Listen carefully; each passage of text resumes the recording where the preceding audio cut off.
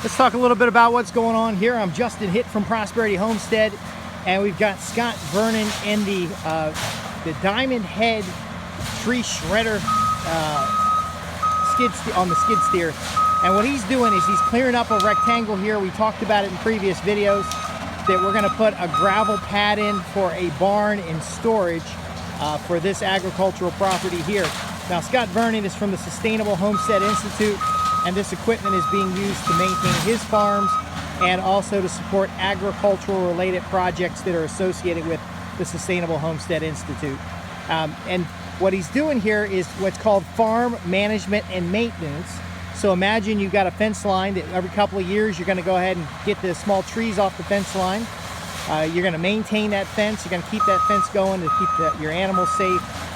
Imagine you've got an old pasture that's overgrown. In fact, this property here used to have cattle on it a long time ago, and then all the regrowth. And you might be thinking, why are we shredding the trees instead of just getting a bulldozer out here and grub these trees out? Well, shredding the trees returns the biomass to the soil, and this machine's only going to shred something maybe up to 8 to 10 inches at the most.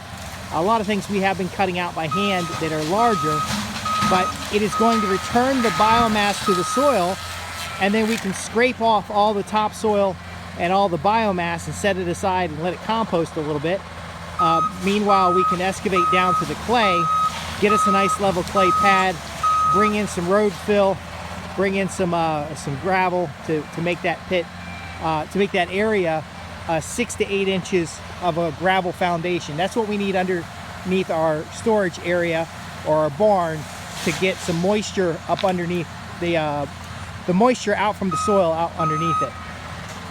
Now, if this was going to be a house site, it would be a different type of foundation, but the concept is the same. We want to shred the trees. If they're small trees like this, if they're large trees like these big ones out here, those might get timbered. But ultimately, we're going to shred the trees and we're going to return them to the soil and use them for agricultural purposes. Where we want this plant matter. Now, ideally, we like to be able to get in here with animals, and we'd have the animals eat out all the underbrush and take down all the thin stuff. But we don't have goats on this site because there's no fencing, and we just got the trails on this site last year. But you can see how powerful this machine is.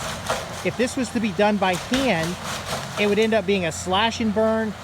It would end up being a lot of hand work that would take up much more fossil fuel. So the big thing Sustainable Homestead Institute teaches about is appropriate equipment for your farm projects, for your homestead projects. Now here, like I said before, we're going to put in 2 containers, and that's later going to have a pavilion over top of it, and that's going to be our barn. There'll be 2 tiny houses here that are going to be for basically feed storage.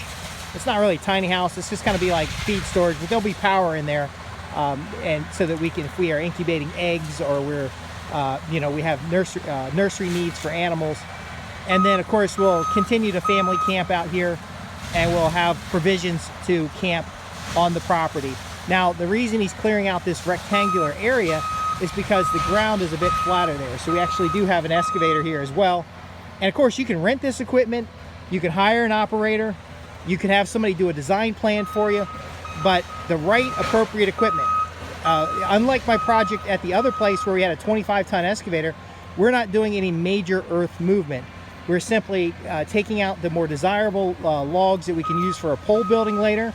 And by the way, if you join our newsletter, we'll tell you about the natural building classes that are coming up. We are saving some of these trees for a natural building class, but ultimately this is about getting this ground cleared by retaining as much of the biomass as possible. If we did the typical bulldozer and then put it in a pile and burn it, then we lose the opportunity to have all this rich soil biomass. And if you can see that here, it is thick forest floor that we've protected with the shredded trees. Now again, this is different for every property. When Scott comes out and does an assessment, or I come out and do an assessment, we're looking at a lot of different factors. But I'm going to wrap this up here. The key to understand is that we've got an environment here that we are conserving, and then we're adding to it extra value And